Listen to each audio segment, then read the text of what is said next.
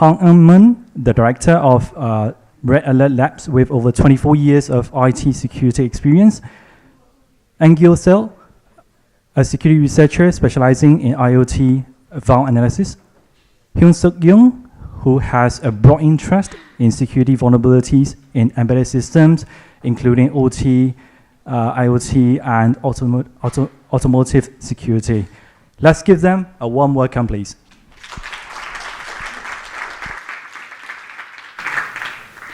Hello, I will be presenting Security Crack at the Summit Rethinking OTA Update. Thank you for attending this presentation.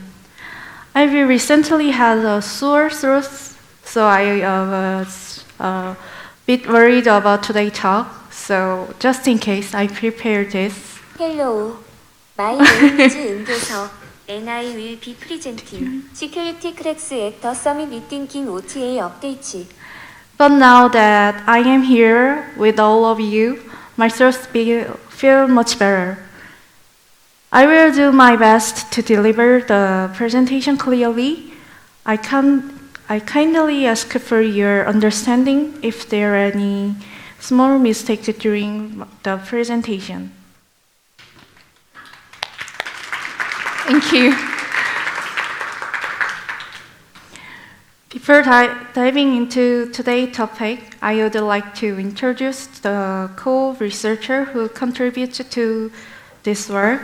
Next, I will explain why we initiated this research and we will choose this particular device as our starting point. We will examine the attack surface of target device and share the insight we gained through our analysis. Following that, we will focus on OT process, how it operates, the vulnerability we discovered, and finally, we will conclude by sharing key findings of our research. Let me begin by introducing the presenters of today's topic.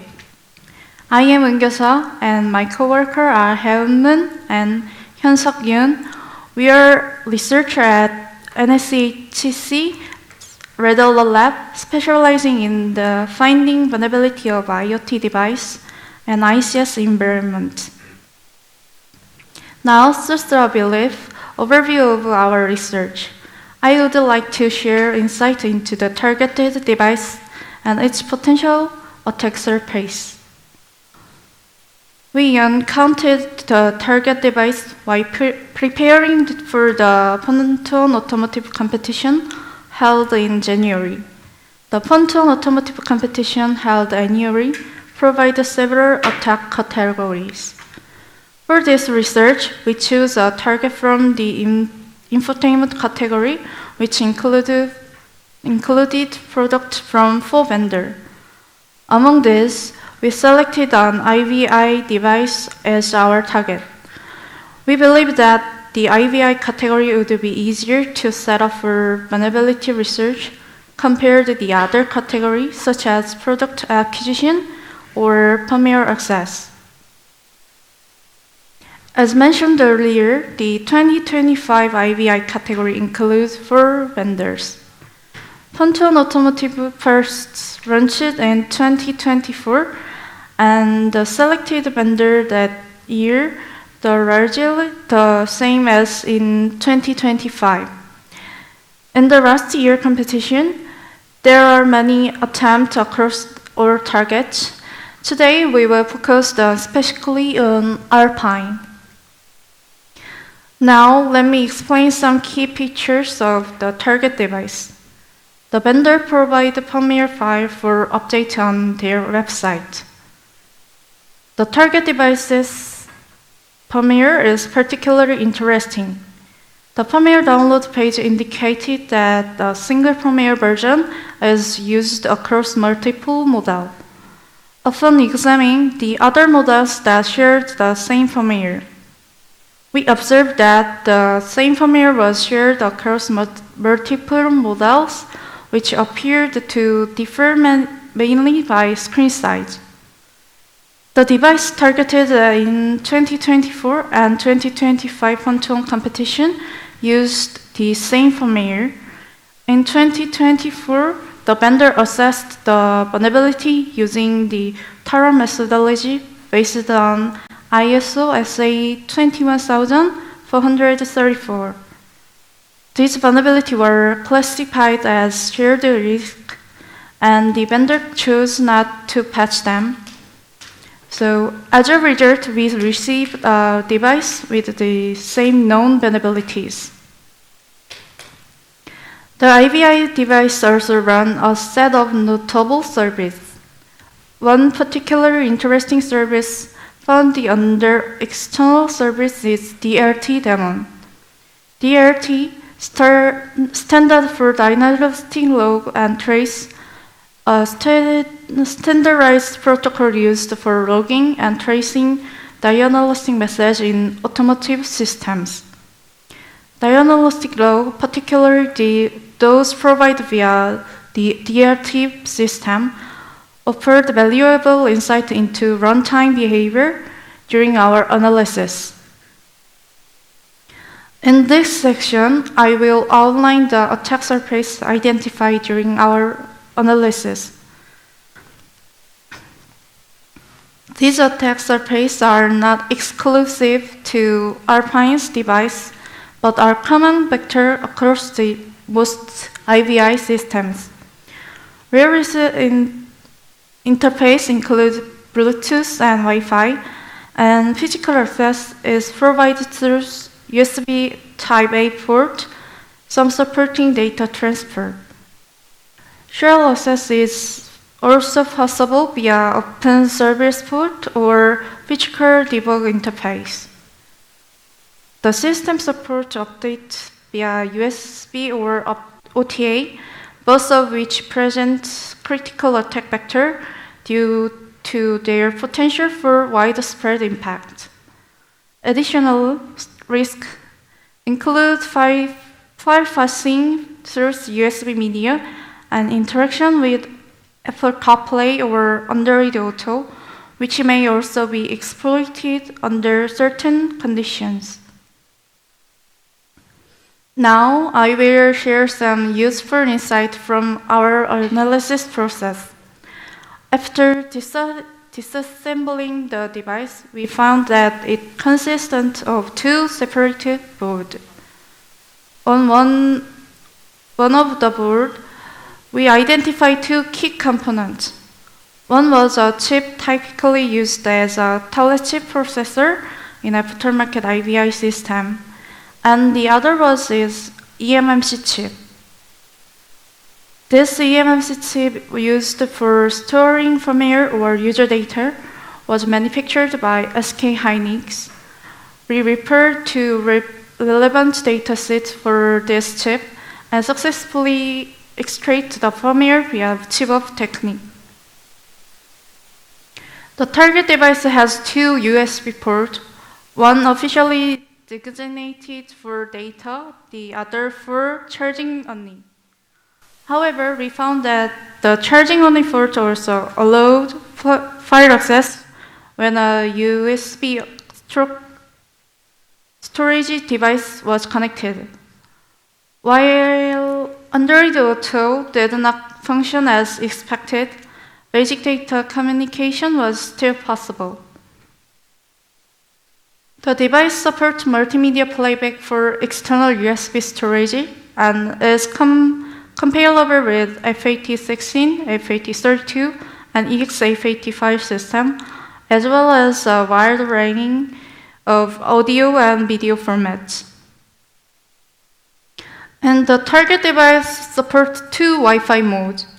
The first is Internet mode, which allows general Internet access. While CarPlay and Android Auto are not operational in this mode, user can scan for Wi-Fi network and connect by entering a password through the standard US Wi-Fi UI.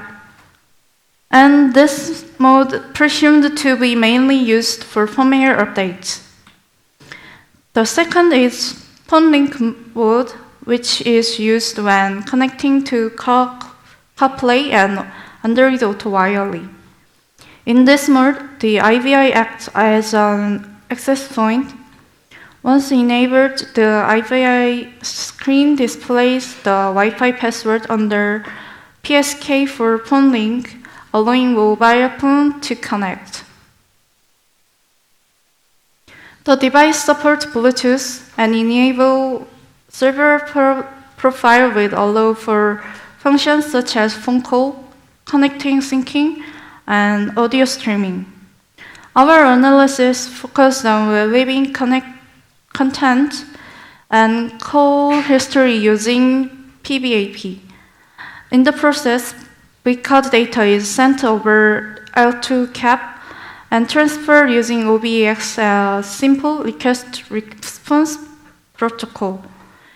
PPAP used the structure to exchange content information between the device. We also performed parsing using the record data. At first, we used AEFL++, but since it's feedback-driven, it didn't produce many crashes in our case. So we then switched to Radamsa, which was more effective and generated a large number of crashes. For structure format like record, tools like Radamsa, which mutate input while preserving to the format, tends to work better. Through this purging, we were able to identify one-day vulnerabilities before the competition. And after the event, we've been analyzing the crash further and are now discovering additional vulnerabilities. And the device supports both USB and Wi-Fi connectivity, includes multimodal for user interaction and update. Through the update, both firmware updates and car-by-car update can be performed. Car-by-car updates are used to customize the image displayed on IVI screen when the engine starts. However, on the corrected device, the car-by-car update picture is disabled by default. Still, since the functionality exists within the firmware binary, it's possible to activate and use it. The vendor provides the OTA update as two files, a main package and a file name collective sign info. The main package is nearly 1 GB in size, is likely the file system, but it's password protected and could not extract with standard tools. The collective sign info file contains multiple components, including an update signature and a host info file. The host info file is partially encrypted using ASA 128. We identified the IV in unencrypted section and retrieved the hard-coded AESA 128 key from the update binary by dumping the file system via chigoff. By using the IV and key, we successfully decrypted the encrypted version of host info file. This decryption revealed the password needed to unzip the main package file. Once unzipped, we were able to access multiple files, including a full file system. This gave us a deeper understanding how two files are handled and decrypted during the update process. Now, we will present our analysis of the OTA process and share the security vulnerability we discovered. The core component responsible for all update process in a binary called update_mgr. The main function of this binary first initializes the logging system and calls various initialization function. It then creates for queue as representing a thread.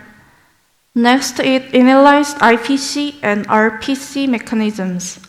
IPC allow different processes to exchange data, while RPC let one process call a function on another as if it were local. During initialization, update MGR set up both IPC and RPC to prepare the system for handling updates. Let us now take a closer look at how the OTA update process works. OTA updates operate based on a message queue system. Until a specific event is received, the system repeatedly calls the AFW getMessage function. Once the earlier event is received, the OTA process begins. The first step is prepare a server request. This involves collecting information about the device. The system reads the actual serial number from a file located at specific path, typically called serial info. Next, it retrieves the product name using a function called product name. This name is used to construct the OTA firmware download URL. Based on the system environment, the appropriate OTA request URL is selected. One of the conditions checked is whether a file name accessdb.dat exists in the USB storage path. If this file is present, the system switches to a URL that delivers a developer mode version of firmware. In this way, the URL selection is dynamically adjusted according to the system configurations.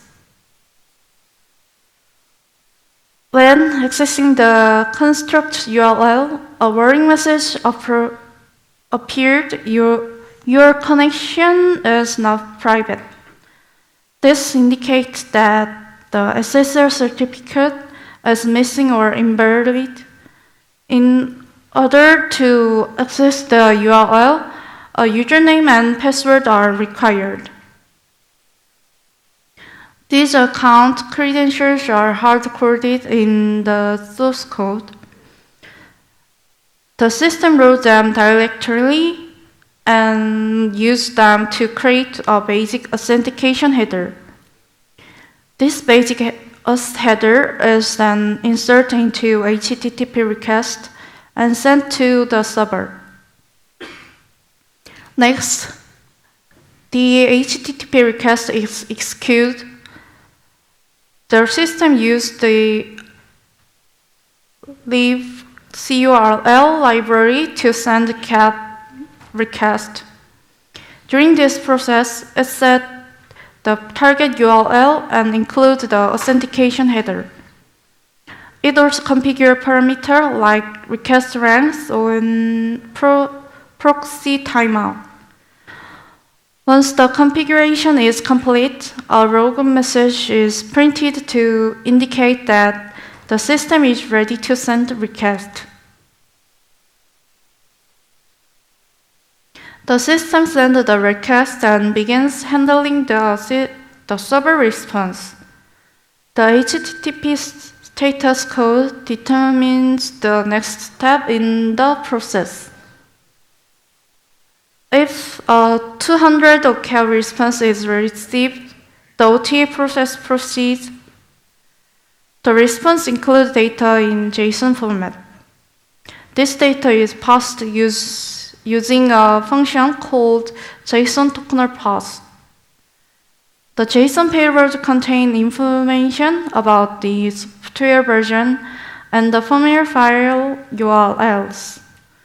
It also indicates the number of files to be downloaded, the size of each file, and their respective download link.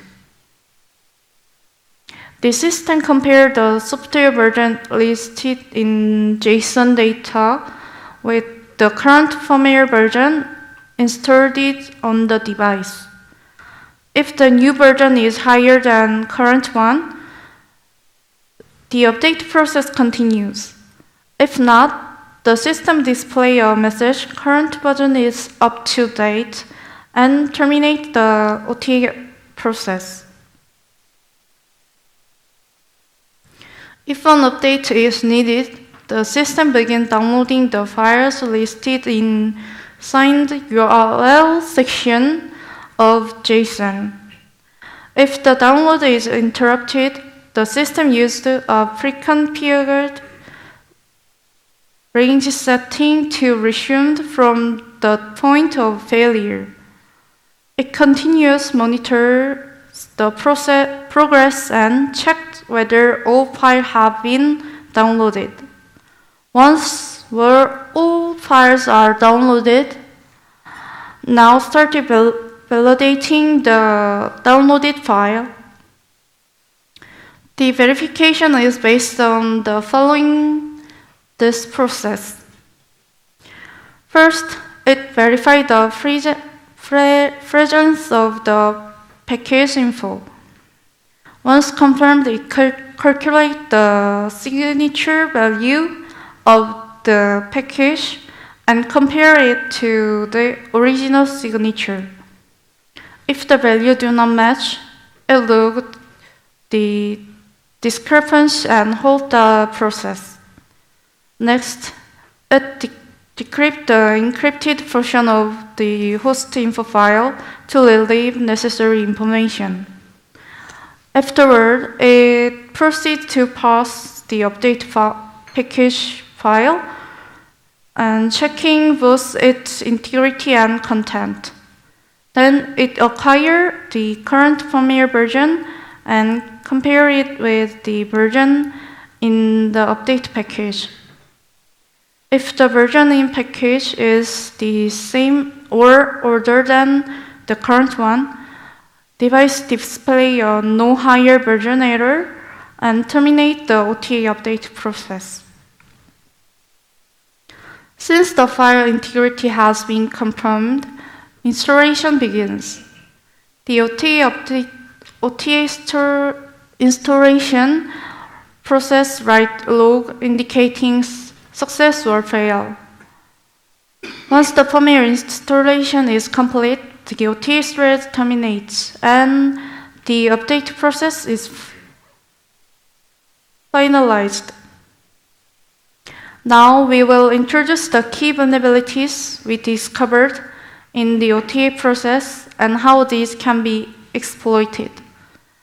We identified critical weakness in the network communication settings and authentication mechanism of OTA update flow. Let's take a closer look at the request process for version check and firmware download. First, the system initializes call and configure HTTP headers. Next, it sets the necessary option for call, include the authentication credentials required for the server. Finally, it sends the request and handles the response.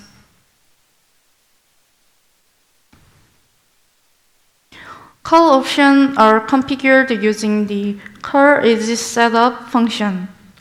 This function takes three parameters. First is the call handle. The second is the option number to be set. And the third is the value to assign to that option. Among various CUR call options configured in the update binary, we focused on these relate to SSL validation, as these had direct implications for security. The vulnerability arises from two options relative to SSL certificates. If both options are set to 0, SSL certification validation is entirely disabled, which is a serious issue. In fact, in the binary, we identify a part where both options can be explicitly set to 0.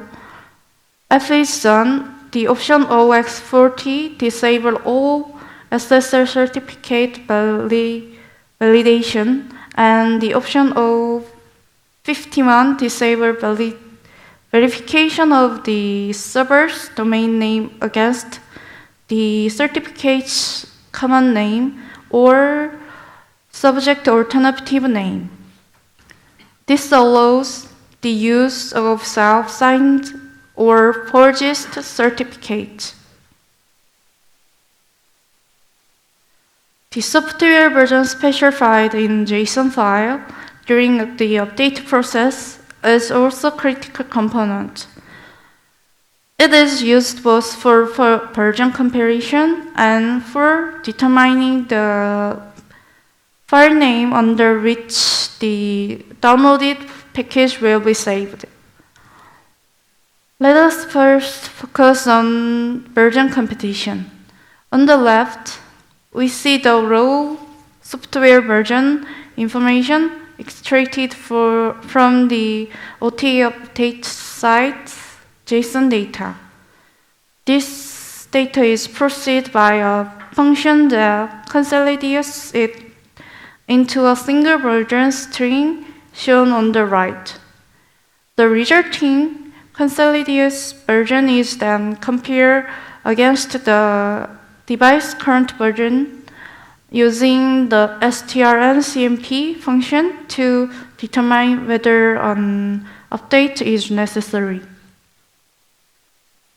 Therefore, to exploit the version handling logic, one must craft a version string that both matches the effective regular expression and satisfies the strncmp condition used for comparison. For instance, if a manipulate version string is passed into the function, as shown on the left, the regular expression will parse it into the format shown on the right.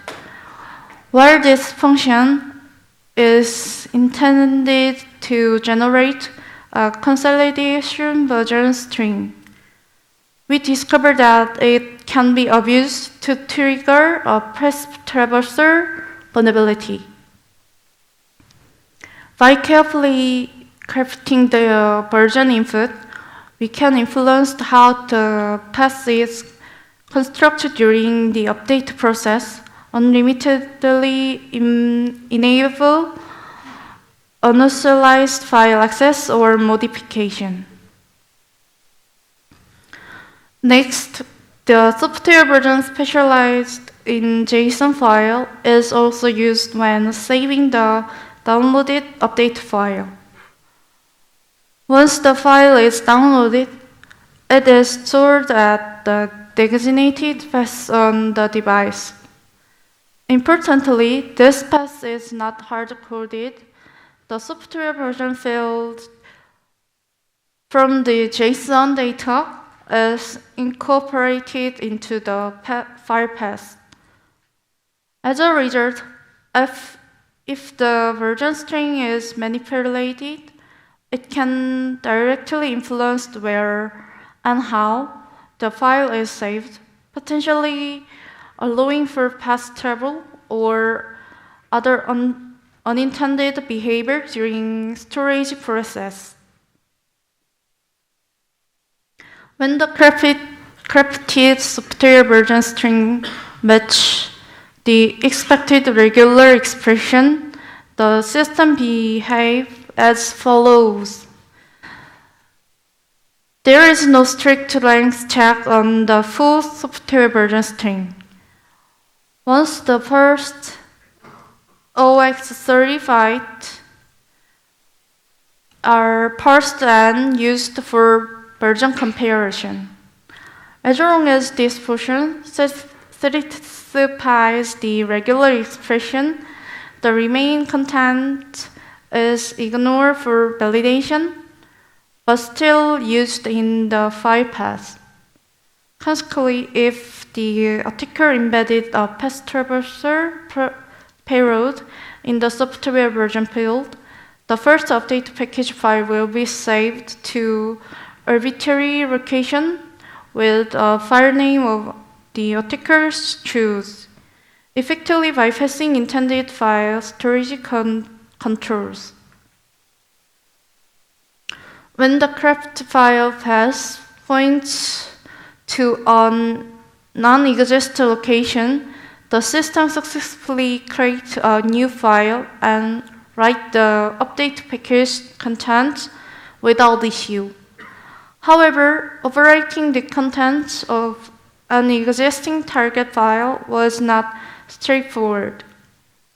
The file is opened with a large file and read-write-only flag, which results in appending data starting from the end of the original file rather than overwriting it.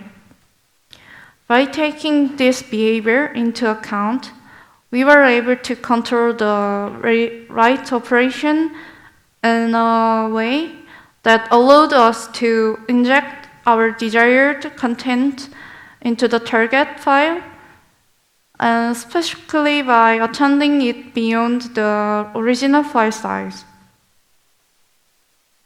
Here is a brief overview of the exploit scenario. First, the user initiated an update request through the Alpine IVI system. During the update process, the device contacts a fake OTA server controlled by attacker.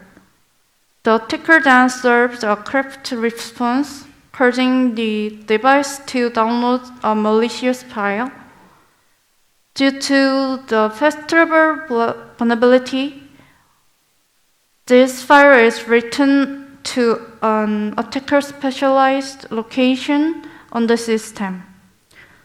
If the overwritten file is later executed, it results in a reverse shell connection to attacker.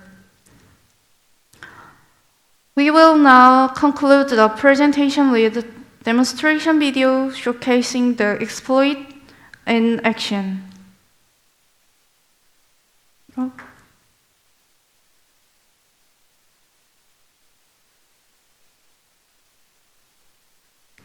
In the demo, we start by running the OTA server that we built. Then we trigger the update process by pressing the OTA update button on the device. Once the device connects to our server,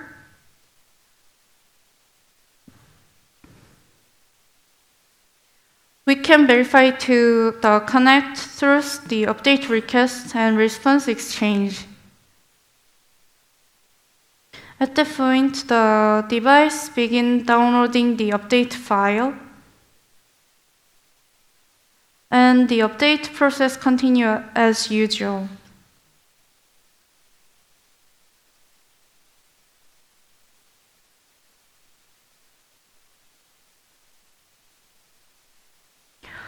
After that, the device reboots, because in this demo we will overwrite a boot time file with our attack payload.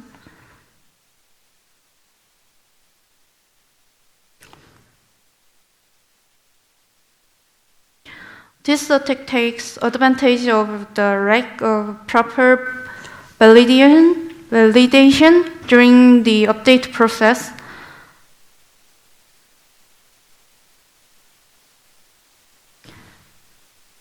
So we retrain the OTA updates on the device.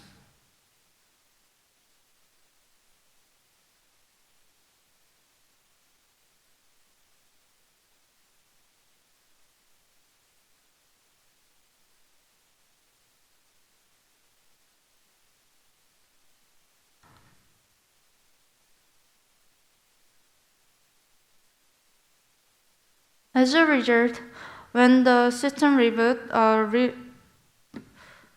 a reverse share is triggered, and once the connection is established, we were able to obtain a root shell on the device.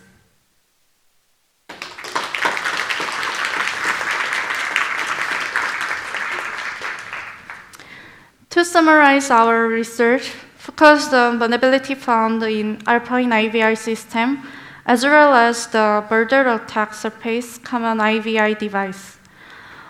We looked closely at how this system can be exploited, particularly through the OTA update process, and highlighted the specific vulnerability we discovered.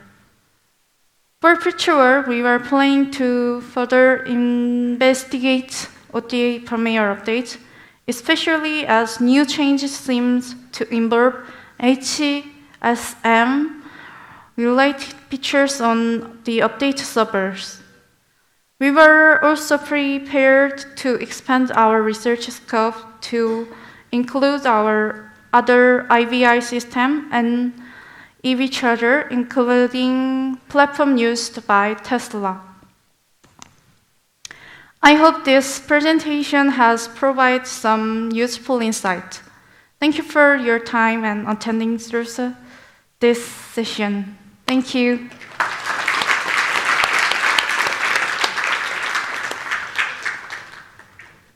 Thank you very much for the great presentation. We open to the floor. If anyone has any question.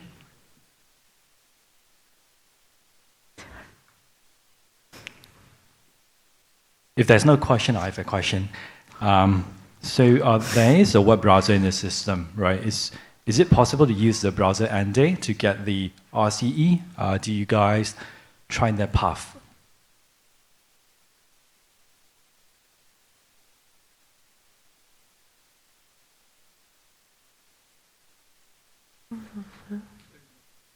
There is no browser, so...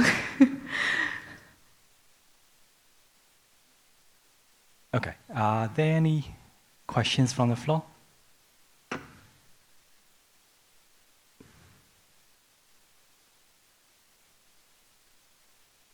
If not, thank you so much for the amazing presentation.